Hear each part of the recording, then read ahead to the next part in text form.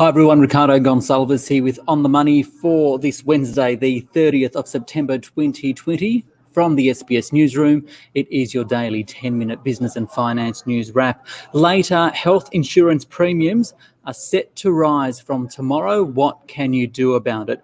But first, the Australian share market lost around $43 billion today, and it follows the US presidential debate. So what didn't the market like about it? For more, I spoke with Eleanor Creagh, market strategist at Saxo Bank. Eleanor, some were saying that the US presidential debate was going to be a catalyst for investors today. Was it? Look, I think it was less of a catalyst than some were expecting. I mean, I guess we saw the usual antagonistic comments from President Trump, which were very much to be expected. If his last 4 years in office have been watched by investors. But I think more broadly, what is very important for markets here is the prospect of this second round of fiscal stimulus, which is very much MIA when it comes to markets at the moment. And of course, the resurgent COVID-19 wave that we are seeing in Europe at the moment and in some parts of the US as well. And I think that's really what's going to play into market sentiment as we head towards the US election. When it comes to this debate, I think what markets were really watching was the probability of the contested outcome. And I think that this debate did nothing to dispel that probability, particularly when it comes to President Trump's comments. A contested outcome, is that the worst possible outcome for this election for markets? Look, certainly for markets, the contested outcome brings the biggest element of uncertainty and surprise. And if we take our minds back to the only really historical precedent that we have, which is the Bush versus Gore campaign in 2000, we do know that the S&P 500 lost around 9% over the period that came from election night to when the result was confirmed, which was actually in early December. And we know that in this instance, it could actually potentially be a lot longer until we see that result confirmed. We do know that already there are accusations of fraud surrounding mail-in voting that are swirling at large. And I think there is this distinct probability of a red mirage. Now, that's not a phrase that I've coined. I think that comes from Axios, but it's actually the capacity for on election night, there really to be some confusion around who has actually won, whereby we know that Republicans are more likely to show up and vote in person, whereas the Democrats are more likely to mail in their votes. So if we have on election night, we can imagine that those Republican votes are being counted, but the Democrat votes that are being mailed in, particularly in battleground states where we know that some of those votes are not able to be counted until after election night, we could see this situation arising where it looks like President Trump has won off the back of the fact that Republicans have turned out and voted in person. And we could see the capacity for him and maybe certain media outlets to really cling to that narrative. And that's where we see, I guess, this unfolding situation where we have the contested election outcome that ends up potentially in the Supreme Courts and where we have, I guess, the capacity for civil unrest to really break out in the US. Speaking of outcomes, who is the market perceiving as the best candidate for both, I guess, the global economy and for investments? It's a very difficult question. I think when it comes to the markets, obviously President Trump is seen as more pro-business and more pro-markets, but he does come with that wild card of the unknown on the geopolitical front, which has had the capacity to really cause fractures and ructions throughout global markets, as we've seen throughout the past 24 months with his trade war with China. And I think when it comes to Joe Biden, we do have, although we have the clearly negative market implications that come with increased corporate taxes and with increased capital gains taxes, we also have the capacity for potentially an increased fiscal spend, which could offset that. And I think really when it comes to markets, potentially what is consequential about this election is the high probability of the contested outcome. But beyond that, I think the election result is maybe not the most consequential thing for markets. What is actually the key driver is probably going to be central bank policy. It's going to be Fed policy, how accommodative the Fed remains. And we know that they are going to remain very, very accommodative if their recent musings are anything to be guided by. And I think, of course, the recovery out of this COVID-19 induced crisis as well is probably going to be more consequential for markets than potentially the election outcome. Eleanor Cray there from Saxo Bank. So by the close, the S&P ASX 200 lost 2.29% to 5,815 points. CSL led the losses, down by 2.9%. BHP off by 3.5%.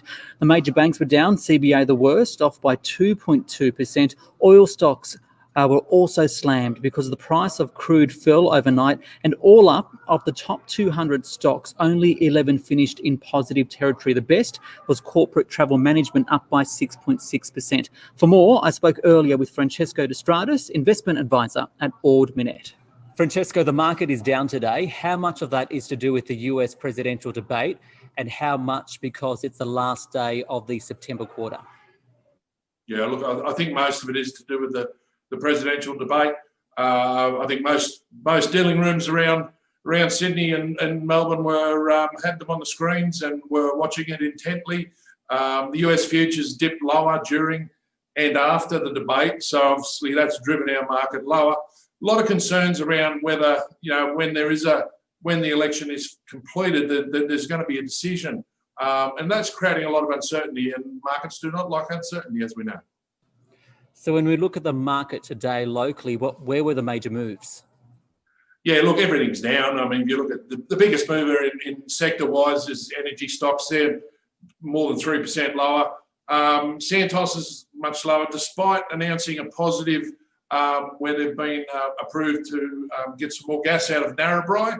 A lot of concern around Santos's gas supply, and that's added to their reserves, but markets, down all over the board. So, we've got utilities down 2%, industrials down 2%, financials obviously driven by the banks, they're all down 2%. So all sectors are negative. The one positive light on the market is corporate travel. They're raising some funds for an acquisition in the US. And we got an update out of China. Manufacturing there is actually expanding. What do you make of the Chinese economy and its implication for Australia?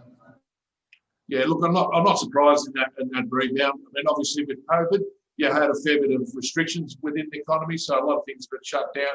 So they're starting off low base. So a bit of a turnaround is a positive, not only for the Chinese, it's a positive for the Australian economy as well.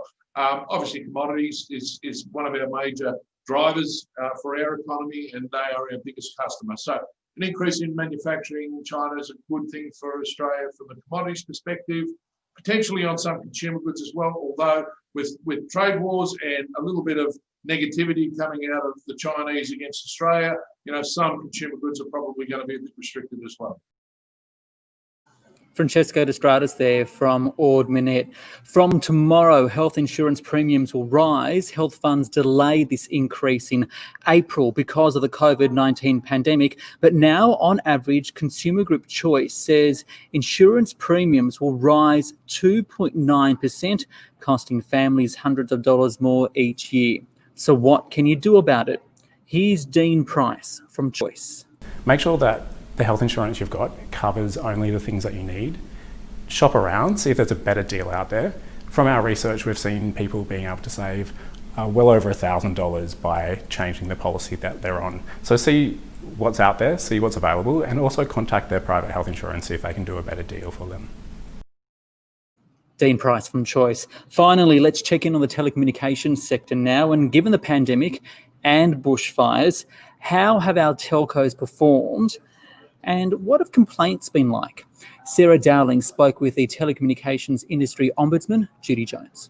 Judy, the report today, it shows that there's really a tale of two halves. Can you explain that? Yeah, sure. So overall, we received just over 127,000 complaints from Australian residential consumers and small businesses, which is down 4% on the previous year, which is good. But it was a year of two halves. So the first part of the year, complaints continued the downward trend they'd started at the end of the previous year, But then the summer bushfires and floods, and then ultimately the pandemic hit Australia, and we saw complaints increasing in that period. So just looking at that second half, it seems like providers were able to hold up their service partly because of the NBN providing some extra capacity. But it seems like people weren't able to get through to their telcos. Is that right? Yeah, there was such a challenge for everybody. So when the pandemic hit in March, April, and there were worldwide closures to keep people safe, those telcos with offshore call centres or back office functions in the Philippines and India were impacted by those having to close down. And that produced huge challenges for telcos in having their consumers be able to contact them and just to carry out the support that they need to keep the services running. So we saw a 1,500% increase in complaints from consumers who are unable to contact their provider about their internet service. And obviously, with everyone moving to work and study from home, that dependence on the internet was quite significant at that time. Sarah Dowling there, speaking with the Telecommunications Industry Ombudsman Judy Jones. Tomorrow we'll be focusing on house prices. The latest report from CoreLogic will be out. That is On the Money for this Wednesday, the 30th of September, final day of the quarter. I'm Ricardo Gonsalves. You can follow me on Twitter at BusinessRicardo. Speak to you then.